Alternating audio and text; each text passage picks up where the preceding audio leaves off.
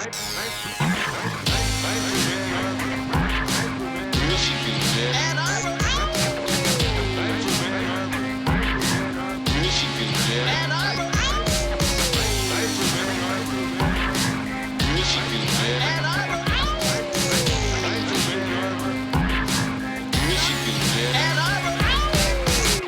right, ladies and gentlemen, welcome to our first premiere season going to video.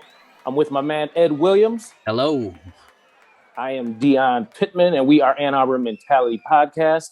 And our first guest for the second season is someone who we reached out through the internet, and she is from Ann Arbor, and her name is Shannon Taree. Shannon, welcome. Welcome.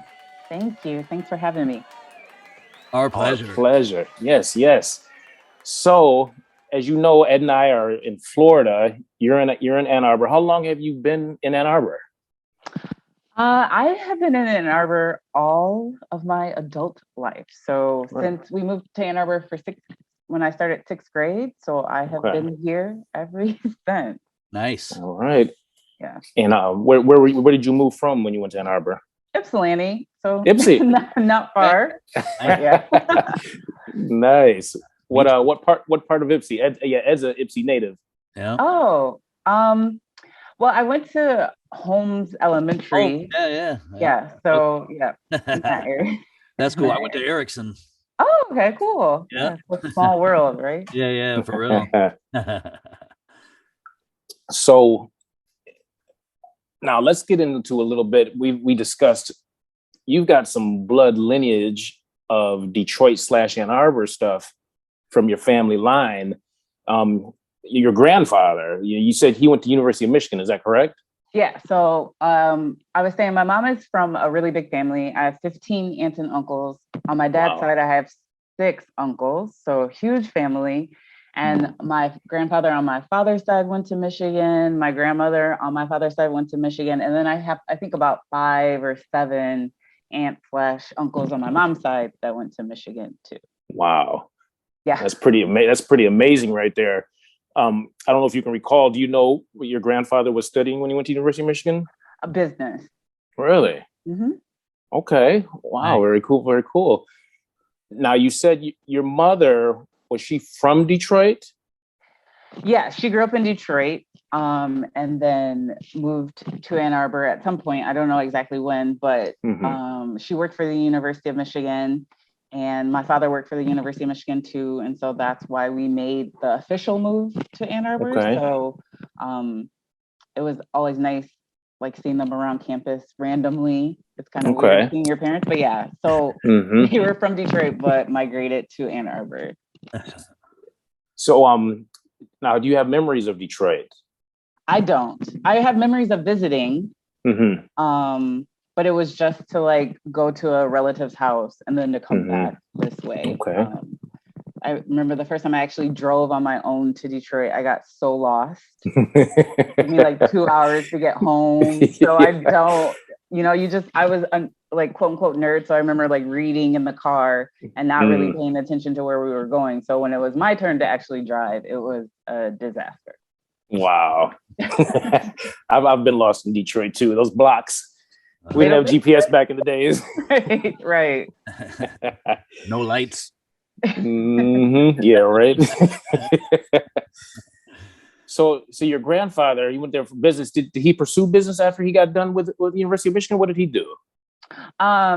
He did for a small time of his life, but then he retired he retired when I remember him. I remember him being retired. So, and then he moved to Texas.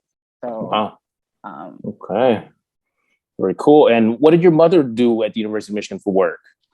She worked in dining services. So I remember her working at the business school, and then she worked at East Quad for a little bit, and then she worked at North Quad. So it was always nice because I could go in and get lunch. Right. You know, when you were outside of like living in the dorms and you need to grab some food, mom always came through. Wow. With access to like dorm food. So it was amazing. Yeah. Wow. So she had a big experience at the University of Michigan. what did she think? I mean, it must have been pretty wild working with the students. What was her whole thought of working for the University of Michigan? Did she enjoy it? Oh yeah, I think she loved it. I think she loved working with the students. I think it like my mom didn't go to college. So technically I was a first generation college student, but it felt different because my mom worked for the university. So I feel like she had this like insider knowledge. So she would always spot off like random statistics or random facts about undergraduates. And so she was really super supportive when I went to Michigan because I think she had that experience working there and she was able to help me navigate the system a little bit better than a quote unquote traditional first generation college student. Very cool. Very cool. Well, I guess before we get into your stay there, what's going on with your uncle, Gil Chapman? So he played for the University of Michigan football? He did. And I have these memories of him wearing his like Michigan ring. And like as a young child, like always like patting us on the head, like good job. And you get patted on the head with this gigantic ring on your head. And he went to business too. And they moved to New Jersey and he owned a Ford dealership. So super very cool. Like American. And now he works for a bank out that way. But yeah, like Michigan is such a big part of my family's life that I just didn't see any other option. Like it was just the thing, like you grew up being a part of the campus. A lot of my family members went to Michigan. So it was just a really, really big like part and staple in my upbringing. Cool. Okay. Well, let's so you attended Huron High School. Ed attended there for a little while too. Me too. Company similar. Yeah. So you both guys were river rats for a while. Yeah. I don't normally try to shout it out. It's not the best. Mascot. Yeah, you're some rats. You're like, yeah, we're rats. Lady rats. Not flattering at all. Yeah, we did have the little creek over there, really. Back there in the woods. That's true. Off the little path right there where you can walk out the back. Right. Okay, now you called yourself a quote unquote nerd. So you liked studies even back in high school? Yeah, like I love school. I liked it. I mean, I've always liked school. I love reading. I love doing stuff like electronics or things with your hand, like hands-on types of learning. That's the way that I learn the best. And I think that kind of set me up for what I studied in college, but just being able to learn, I feel like you're always learning, you're always growing. So why not take advantage of the resources that are around you? So I did like AP courses at Huron and things of that nature. Cool. But yeah, always a big proponent of learning and continuing your education. Okay. What were your thoughts on Huron High School, and what were your thoughts as far as it preparing you for the next level? What do you think about that? I loved going to Huron. It was like when I look back, some people are like, high school is horrible. I hated it. I don't have those memories at all. I had such a good time. I had such a good group of friends. The teachers were amazing. They were really good advocates for us as students. I never felt like I wasn't able to get help if I needed it. Like they were always available. I ran track in high school, and my track coach was like our geometry math teacher, and he would make sure we studied or did work on the drive to our track meets, and in between races, he was making sure we were doing our work. So, and I still am in touch with some of my teachers that I had in high school, and that was some years ago. So it's nice that you have that relationship with teachers in high school, and you're able to continue that as an adult.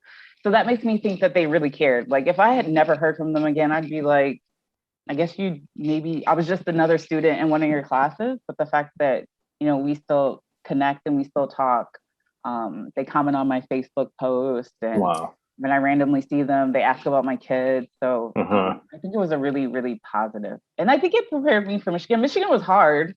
Don't get me wrong. But I think I did have a good foundation coming into Michigan. Okay, so Ed and I always had a question we wanted to know whatever happened to Miss P. You remember Miss P? Yes, and I don't know the answer to that. But you remember her, right?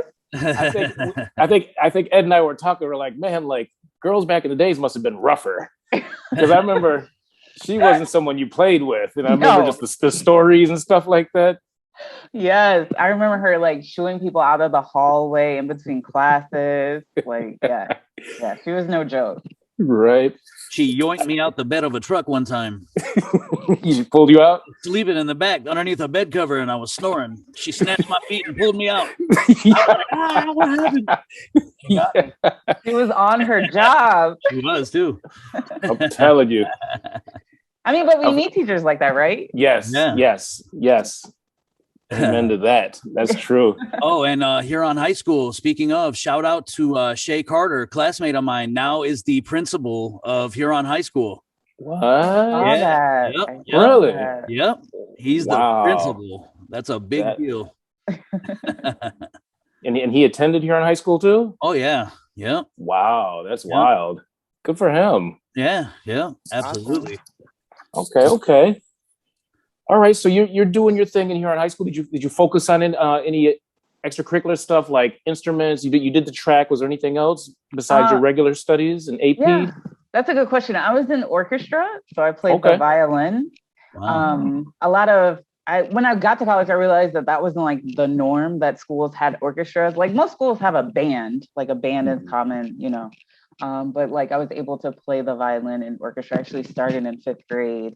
And I wanted to play the piano, but we didn't have space in our house for a piano. So I guess the violin was the next best thing. So I was in the orchestra in high school. So, yeah. Very cool. Very cool. So you're doing your thing. You're in Huron High School, doing all your stuff. When do you start, or were you already from the beginning of Huron High School thinking, I think I might go to Michigan? Was it already embedded in your head, or? No, it wasn't actually. I want to say my junior year of high school, we went on a Black college tour. And there was a group of us. We drove down in these buses and went to like various colleges. We went to some in Louisiana. We went to like the ones at the AUC in Atlanta, and then a couple others like in between. And when I came back, I was like, I am set on going to HBCU. I had such a great experience at Huron, but I was like, I want to be around all Black people. I want to experience that. And so when I was applying to colleges, those were some of the top ones on my list. And I applied. I don't want to say Michigan was my backup school, but it was like, Michigan's a great school. I'm going to apply to it, see what happens. But I definitely wasn't one of those kids. And I was also trying to be like a little rebellious. I was like, I need to get out of Ann Arbor. My parents work for the university. I don't want to be at home. I don't want to see my parents. So let me get out of the state. But alas, that my rebellion, I'm obviously not a good rebellion. That did not work out at all. Yeah. Well, considering that you guys went out there and did that, what was your feel? What was the vibe, the energy you got from going to the all Black colleges? I mean, it sounds like it was a great experience. Like, was it your first time doing something like that, going to those colleges, right? Yeah, it was my first time experiencing. I mean, some of them were like, I loved Atlanta. Like, it's a great city. And I really liked the fact that they had the all-girls school, Spelman, and you could also take, because I was interested in studying engineering. So they had the all-girls school, but you could do engineering at Georgia Tech, or you could try that out, or do some engineering at Clark. Like, they had kind of like a relationship where your home school would be Spelman, but you could take classes at the other schools. But I found that the other universities or HBCUs didn't have such a strong like engineering college or engineering school. And I was really looking for that. So that was one of the probably deciding factors as to why I decided not to participate. But whenever we did tours, the students seemed very like proud of their schools. They had a high level of school spirit. Seeing like Greek life on an HBCU was like, this is lit. Like I have to be a part of this. This seems like it's going to be so much fun. and just how the people congregated, on campus. It was warm. I hate the cold weather. Like, I don't want to, so those are things that made it appealing to me. But like I said, like the fact that they didn't have, really strong engineering programs was a bit of a deterrent. Okay, so you were seeing like the Q dogs and all that stuff, Like, and the AKAs and the Deltas and their strolling shows. And wow. I think they put some shows together because they knew students were coming. Because one school had a whole like production with lights and stepping, and it was so, and like the food in the dorms, they had like soul food, and it was just like, why not? That's what I know. It seemed really, really appealing. Ed and I, we were very much hip hop people who started in the early 80s or probably mid 80s. And then we got really heavy into it through the 90s. And as Ed can recall, and I'm sure maybe you can recall, there was a time in hip hop era when they were really showcasing like the stepping, and they were showcasing the Q Dogs. I think Lords of the Underground, they did a college video where they were at, I forget, it might have been Howard.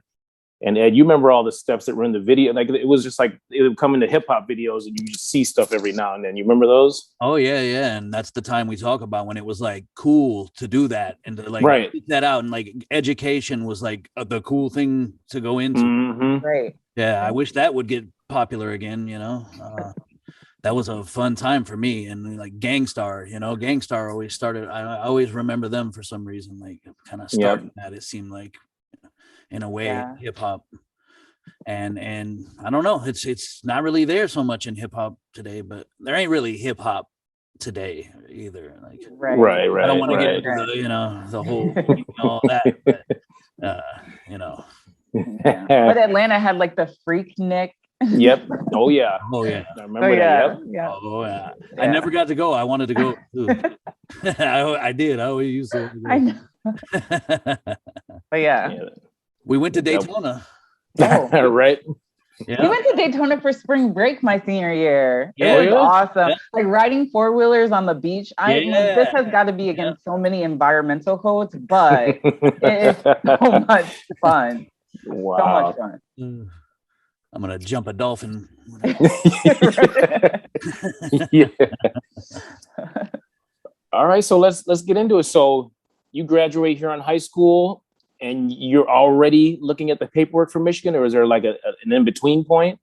Yeah, so I started applying for colleges my junior year. And then maybe it was like early senior year. And then I got admitted to Michigan. And as I was getting admitted to other schools, like, you don't think anything of it. They're just coming in. You're like, yay, I got admitted. Yay, I got admitted. And then I know I had made the decision because I got a scholarship to go to Michigan. Like, I got a full ride that covered tuition and room and board. And then I was like, I remember by the time I had my graduation party, which was like mid-June, I was like, I'm going to go to Michigan. Like, I don't have to pay for it. It's a great, engineering school. So I'll get to stay home. I guess it'll be okay. I can still go home and have home cooked meals. So I think I finally made the decision kind of right around towards the end of my senior year. Wow. Okay. That's impressive. It's that's not easy to do, to get into Michigan full ride.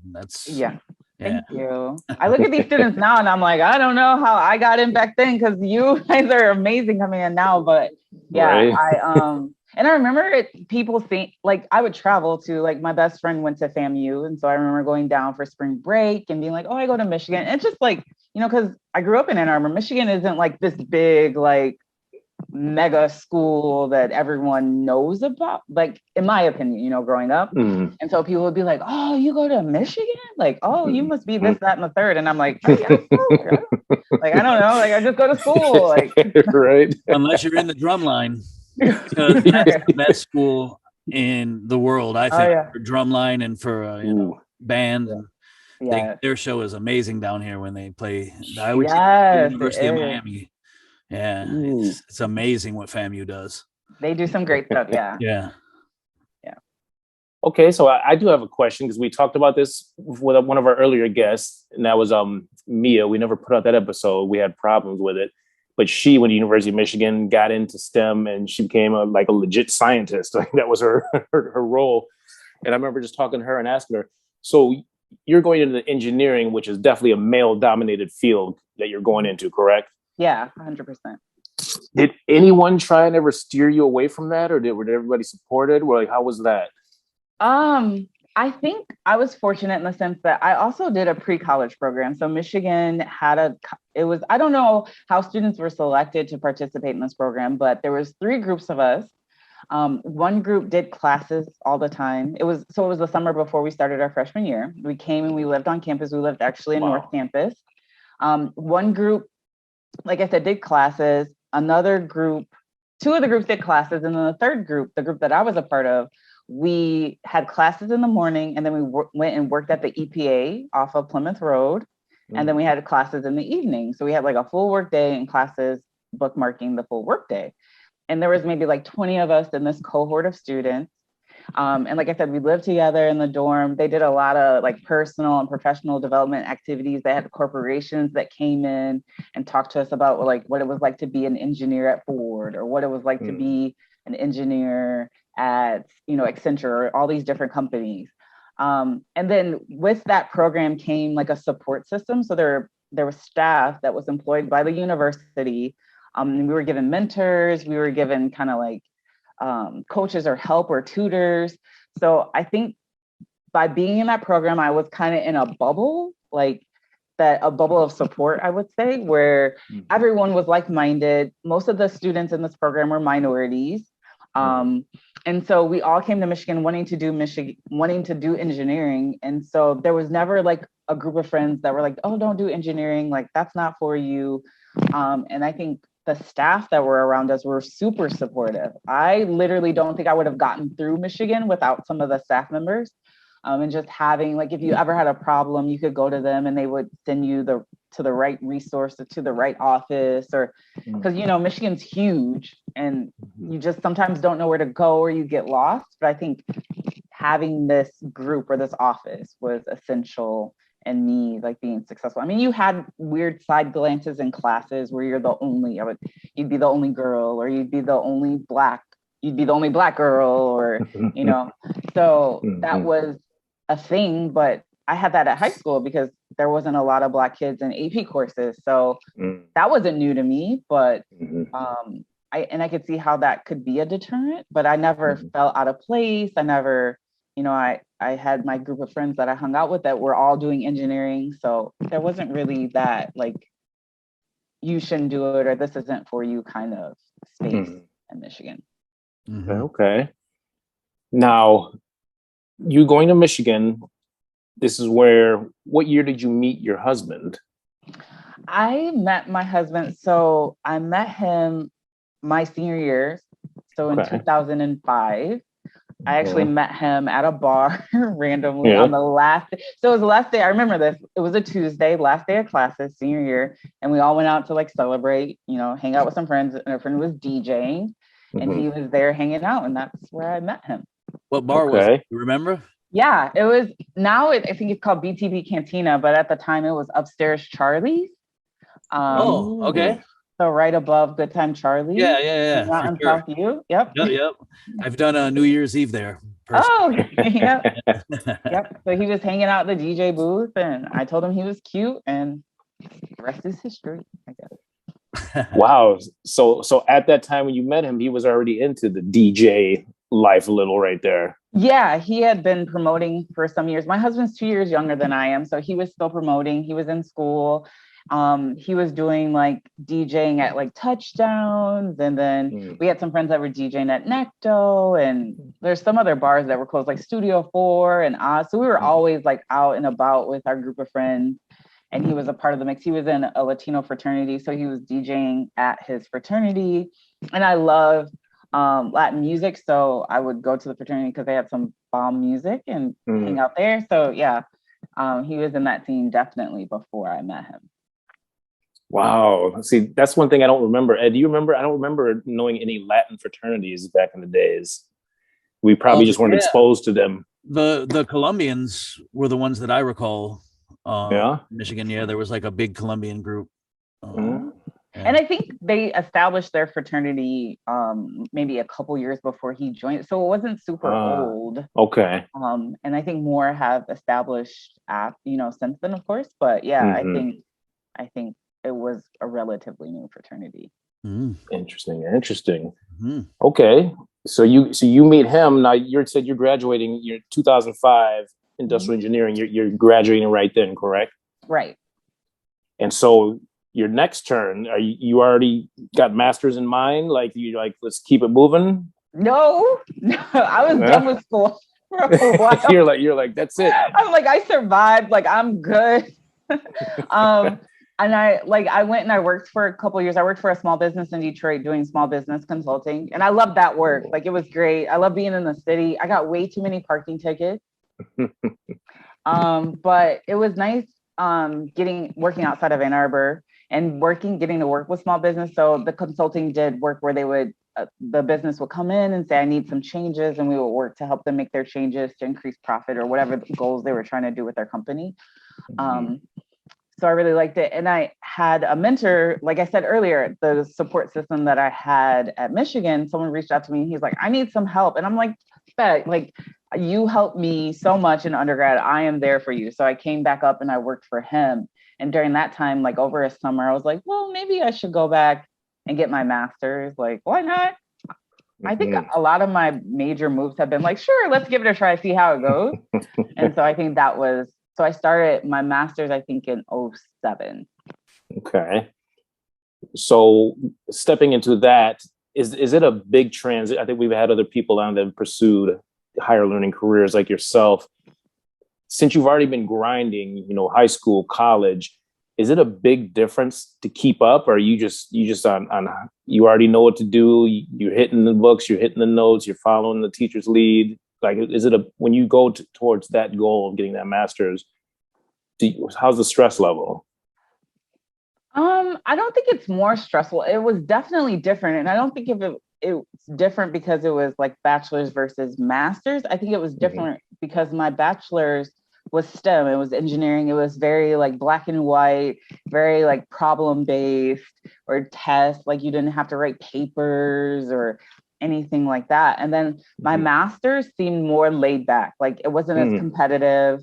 Everyone, there was still a cohort. We still had advisors. We still had classes, but like everyone it was more collaborative, if you will. You have a freedom to explore your own projects. Right. And you get to pick what you want to research. You get to pick what you want to read. So you're really doing something that you want to do because you want to do it. Like engineering, there's like, this is what you have to do. Like, here, like, check off these boxes. Like, even if you don't like it, you still have to do it because it's a requirement for your major. But with like your master's, you get into the work because you really want to do the work. You want to learn more. And I had been doing work. And so my master's was kind of me learning the theory behind why I was doing what I was doing. So that was nice. Like, I feel like your bachelor's degree for me was so abstract. It was like, why am I learning calculus? How is this going to help me? Like, and I'm a real, like, make it make sense. Like, if I'm doing this, how is this going to help me, like, in my life? Like really like lay it out for me. And so I felt like with my master's, it was more of like, this is how you'll benefit and this is how it'll help you. And this is what you can do with what you're learning. That sounds nice. So for both graduations, where were you? Were you Chrysler Arena for both? Yeah, that's kind of great. Yeah. So I graduated high school in Chrysler. I graduated in college, my engineering degree in Chrysler. Okay. And then for my master's, our smaller like School of Ed ceremony was in Hill, I believe. Hill Auditorium. Hill Auditorium, which was super nice. Yeah. But the big house, it was the year that Barack Obama came to speak. So I actually went to I didn't do the big house graduation for my bachelor's because I was like, it's too many people, it's raining, it's cold, I'm not trying to be outside. But for the master's, I'm like, I can't not go see Barack Obama. Like, I have to. So I did that one. Nice. But it was definitely weird graduating from high school and my bachelor's in the same building. I just remember we faced a different direction, but it was the same building. Wow. Interesting. Right next to Pioneer High School. Right. Well, let's get a little into this. So you met your husband, you're doing all your college stuff, and one night you're out having some fine dinner and your husband decides to drop down on one knee and propose to you. Is that what's going down? Yeah. So we went out. It was like Swedish Day. I don't know if anyone actually celebrates that holiday. I think we unintentionally went out for Swedish Day. And we went to the Earl. It's a restaurant that we love. They have one of the best happy hours. So I'm always down, for a good, Ann Arbor has such good restaurants, but the Earl in particular is really good. Mm-hmm. And I have a cousin that actually went to Michigan too and plays the piano. He went to the School of Music and he was playing the piano or with a couple other band members at the Earl. And he was there and I was like, oh, hey, like, hi, how are you? It was random to see him there. And we're like eating and I not thinking anything of it. And my husband's like, I'll be right back. Like I ordered dessert. I really wanted the sorbet. And he's like, he comes back and he's like, they don't have this sorbet, but they have this. And I'm like, what? Like mad because they don't have my sorbet. And he puts down this red velvet cake, which is my favorite cake. And on the cake, it says like, will you marry me? And then he had a friend like pop out and was like taking pictures and it was like super awkward. I don't like being the center of attention, but it was nice. And so, yeah, he proposed at the Earl and it was nice because my cousin was there and got to see it. And we have proof, like pictures. I don't even think I said yes because I was so like caught off guard, but, and I'm still mad that I didn't get my sorbet, but that's a whole nother. Wow. So every time you pass by the Earl, that's definitely like a landmark reminiscent spot for you. Oh, 100%. And I'm so glad like businesses are back up and running and open. So, cause for a year, almost 2 years, we didn't go out anywhere. So it's nice to be able to go back and have some memories and. Wow. Mm-hmm. So you've been married 17 years? So we got married in 2000. We were engaged for a long time. We got engaged, in 2010, and we've been married since 2012. Our anniversary is actually 10/11/12. Cool. Yep. So almost 9 years. Okay. So you do all this University of Michigan stuff. Like you said, you were the quote unquote nerd studying, doing all this. You getting his master's, all this and that. And all of a sudden, boom, you decide you're going to get into the wedding industry. Yep. What was I thinking? So how money? How does that happen? Yeah, I know, right? Money, yeah.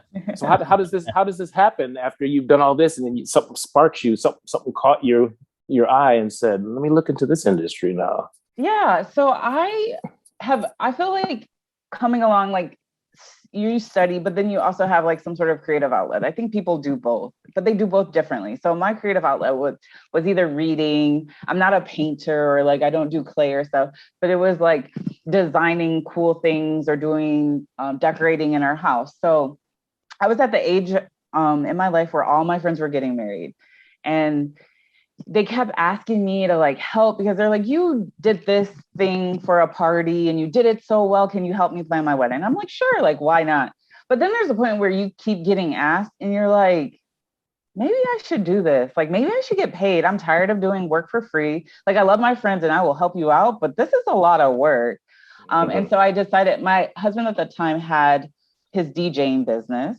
And so I was like, can you help me start my own business? If anything, I could just write stuff up. I don't have to get paid to do it, or I don't have to make a lot of money. But it's something that I love and I want to try. So I started my business and I got started doing like friends' weddings. They would hire me and I get paid a little bit of money to help them out. And it was also like when Pinterest was growing and people were doing like these crazy 1-year-old birthday parties. And I had this little Cricut machine. So I remember sitting at my kitchen table doing like banners for people and party design and stuff like that. So I think that was the initial spark. It was just like, I'm a bit of an opportunist. Friends were reaching out. I was like, let me figure out how I can make some money doing this. And then I remember getting my first like non-friend client and being terrified. Like, what if I mess this up? What if like they're going to leave a bad review? No one else is going to hire me. I'm going to be doomed from the start. But I loved it so much that I was like, let me figure out how to make this happen. Let me figure out how to keep doing this. And I think that's what was the initial like thought process behind it. I'm still terrified for each new client I get because it's a wedding. It's a big deal. You want the wedding to go well. You don't want them to have a bad memory about their wedding, but I just love the work so much. And I tell my clients when I'm meeting them, I say I love love, and it's so cheesy to say it, but it's so true. I'm like a rom-com fan, like Hallmark, when they come out with all those cheesy Christmas movies, I am in heaven.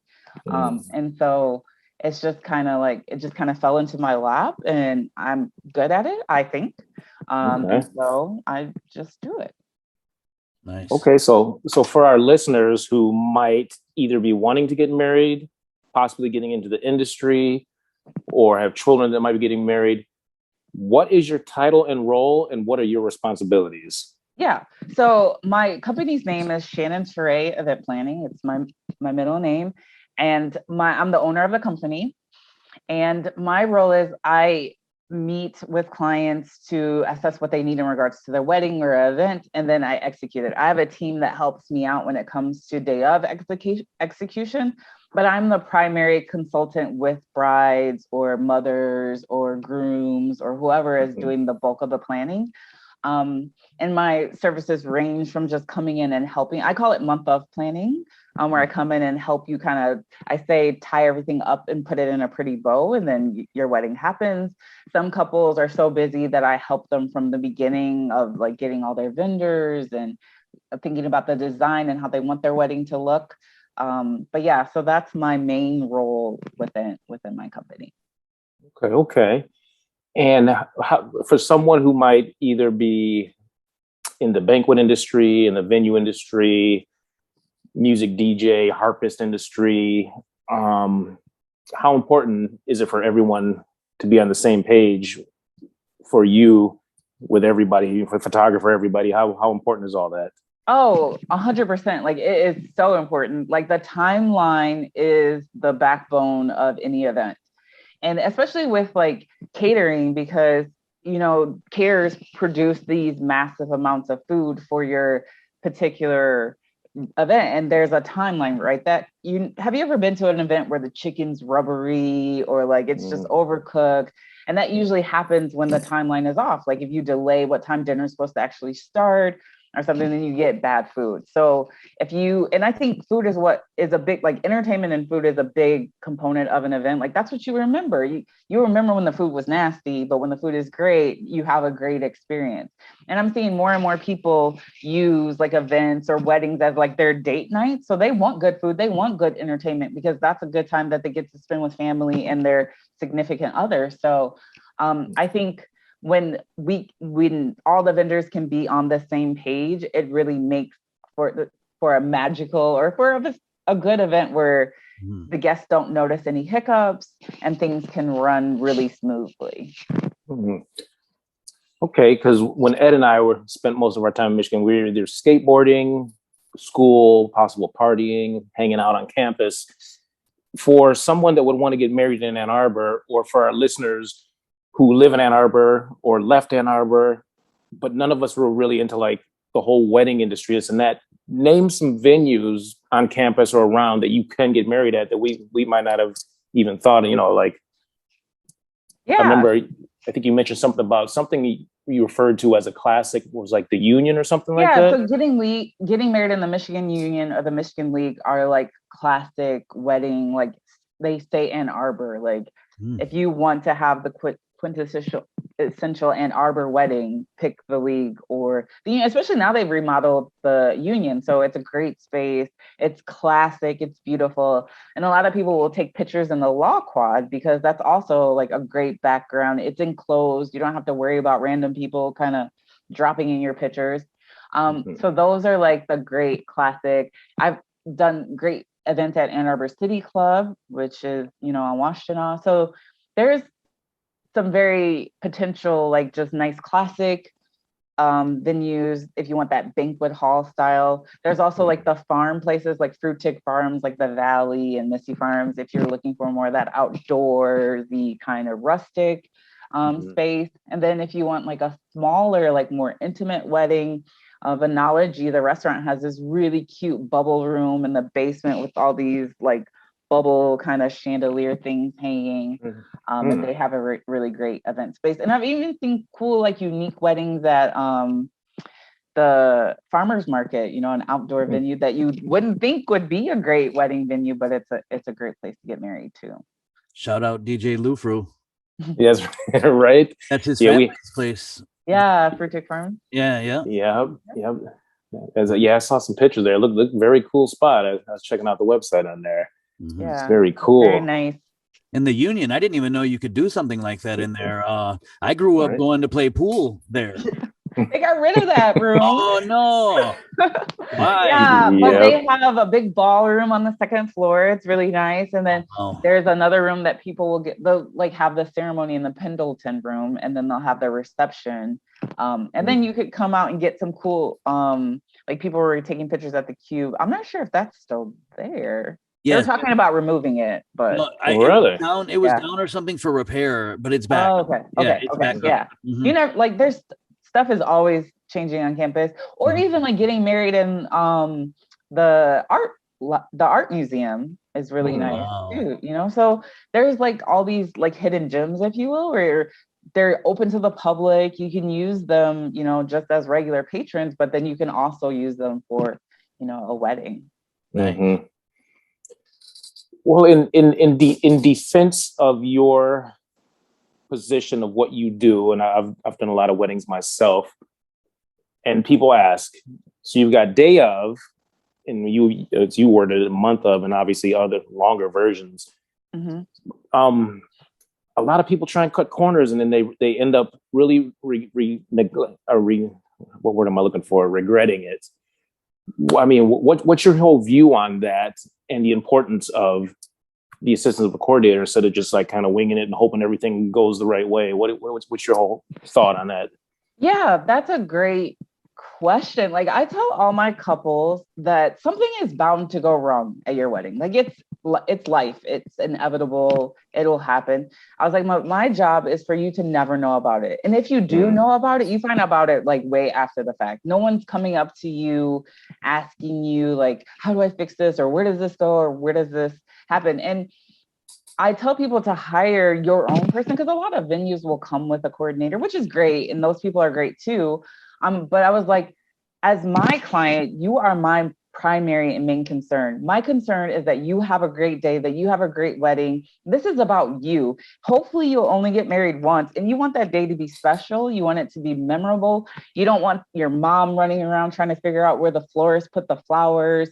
You don't want to, you know, see, like if your DJ's running late, you don't want to not have music for your ceremony. I even went so far as to get ordained so that if someone doesn't show up, I could marry you, you know? So it's like, and as a wedding planner, you know, tips and secrets, you know how to manage event. Like not everyone, I'll have brides that will say, well, my cousin is able to do X, Y, and Z. And I'm like, really? Does your cousin do this like all the time? Just because you may have thrown a birthday party doesn't mean you could put on a big, you know, production as a wedding. So I'm like, just hire someone for ease of mind so that you can enjoy your day, so that your family can enjoy their day too.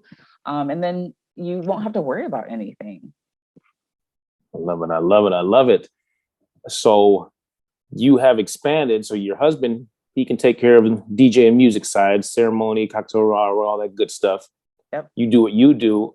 When did you say, all right, let's add another leg on and let's get this photo booth going? I don't know, when we were crazy one day, like, no, we added our photo. We have some great friends. Like I said, we are all in the industry. We are all like from Ann Arbor. So we have a set of friends that owned a photo booth company. They started up from scratch in, I think, I want to say 2011. And so they had someone that was managing the company. And this was about 3 years ago. And they were like, we don't want to operate it anymore. You know, we want to sell it to this guy. And that kind of fell through. So we're like, had a conversation late at night. Should we purchase it? And he was like, yeah, I think I want to, you know, give it a go. So we purchased a photo booth company 3 years ago. So now we own that too. Very nice. Very nice. How's that been? Do you do the backdrops? What type of system do you use?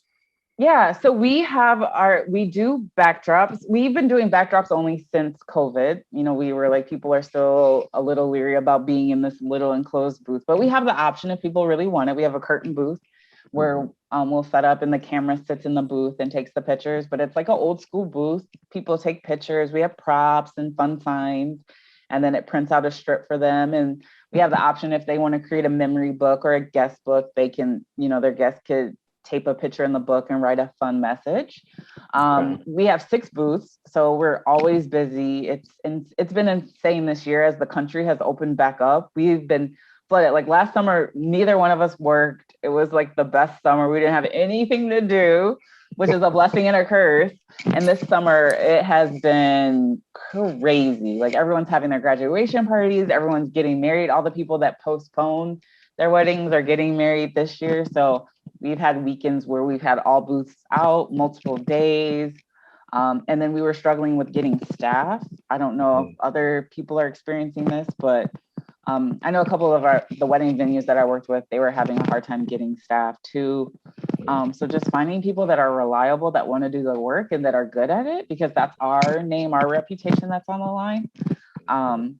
But it's been great to be back at it. It was a rough year, So I'm excited that people feel comfortable getting together, having parties, celebrating, major life events. So it's been good.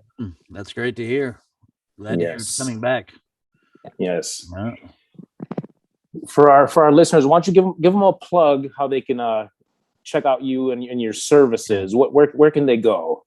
Yeah, so you could check me out. My website is www.shannontaree.com. You spell Taree, Taree. And yeah, so you could check out my company on that website. You could check out our photo booth company. It's www.photoboothplus.com. Check out our reviews. We're also both on the Knots and Wedding Wire. So lots of good places to find us. Wow, that's very nice. You got Not in Wedding Wire. That's good. That's strength. That's strong right there. Yeah, and they're a great company. We've been with them since we've had the businesses, and they always look out. We did a special event with them at the Whiskey Factory in Detroit, and that was super nice. It was fun. It's a cool venue too, outside of Ann Arbor. But I love the Wedding Wire and the Knot. Very cool. We'll have to link you up. We have one of our friends, Nate Allsbrook. He went to Huron. His sister, who was a little younger than us, she went to community high school, but she's now down here in Gainesville, Florida, and she started her wedding company. So she sells vintage gowns and also new gowns too. But that's her main thing. And she also does the aficionado. Like you said, she went and got that so she could do that. And she's been rocking and rolling in Gainesville. She says it's a little bit like Ann Arbor, like the feel there, because the college is there. Oh yeah.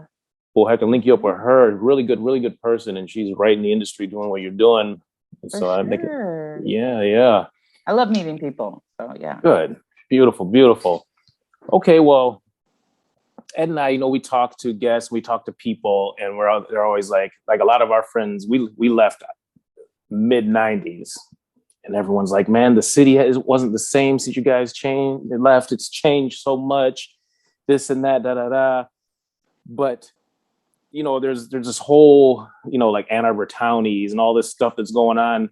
And everyone's saying it's so changed. But then we have our friends that are there. And then we meet people like yourself who got these automatic, like cool vibes, good energy. And so I think it's more of the people, but what's the feeling on Arbor? Like, how's it feel right now? I mean, obviously things are opening back up. Students are there, right? Not yet. I think they'll be coming back next month, right? Okay. In August. Yeah, it's still pretty quiet on campus, which is weird because it's been quiet, like I said, for over a year. So you would walk around and not see anyone, or if you did, you saw people masked up. But like the vibe is. It's a sense of like people, I don't know if it's relief or just excitement because it's summer. Ann Arbor's great. It's beautiful in the summer. Like they're closing down like Main Street and part of the street so restaurants can have like larger outdoor dining. So you see more people kind of strolling around, enjoying the city, which is like a far difference from last last summer. Like you didn't see anyone. There was no art fair. There were no festivals. No one was out, you know? And so now I think it's the sense of like, we overcame, we're coming back. Restaurants are busier. The festivals are coming back. Art fair's coming back this year. I think they're going to do the Ann Arbor Summer Festival again this year. Students will be able to come back to campus. They'll be living on campus starting the fall.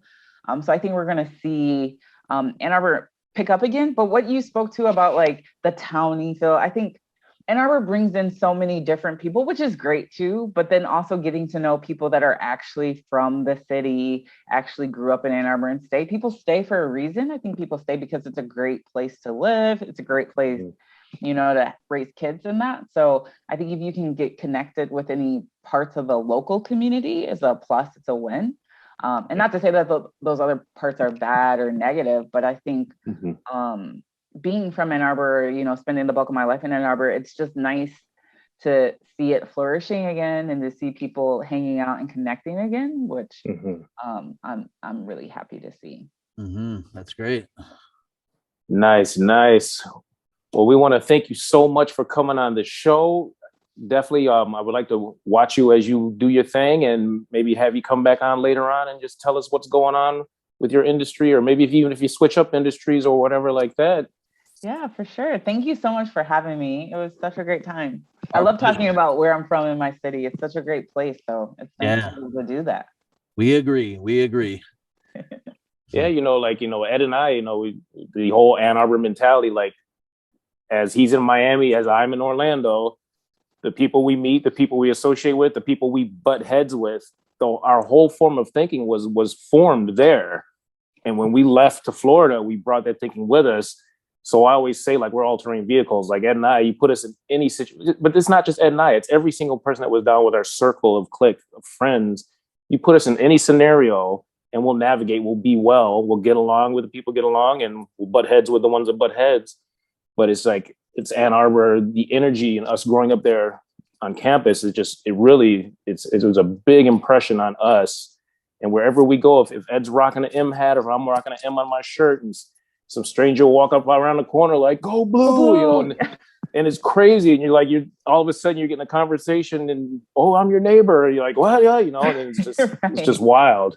It's insane. I tell students that I encounter, like, if you wear your like Michigan gear outside of Ann Arbor, be prepared for someone to yell, go blue. And I was like, don't look at them weird. Just like yell it back and keep it moving. If you don't have to talk if you don't want to, but it's going to it's happened. Like I've traveled to Italy and people have like randomly yelled, go. And I'm like to the point where I'm like, should I not be wearing this? Because this is kind of scary that you are just yelling, go blue at me as I walk down the street. But yeah, it's a big deal. It's a big deal. I get mad when they don't say something back. Angry. Or how about the one when you're getting your food order, you're in Texas getting ordering your meal and they're like, Michigan, huh? You're like, yeah, why? Like, well, I'm from Ohio. You're like, oh, all right. Don't spit in my food, you know. Right. Let me keep it moving. I try to go to Indiana now when I go back to Florida. Don't go to Ohio even. Oh man.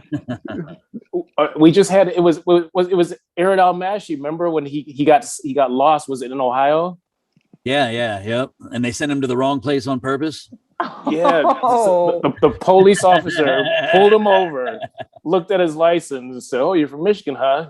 He gave him directions totally like to the baddest part of it was Cincinnati or something on purpose. Oh my gosh! This is when they were really young. They're like, "Where are we?" You know, like this. I don't understand that. Right? I mean, I get the rivalry because I'm a human being and I comprehend it, but like it goes deep. Like it is hardcore. Yeah, because my mother-in-law lives in Columbus, and I'm always like, make sure I don't pack any Michigan gear, which I'm like, I would probably be okay if I wore it, but still, you just tread lightly. Crazy. Never know though. Mm-hmm. Catch a chicken nugget.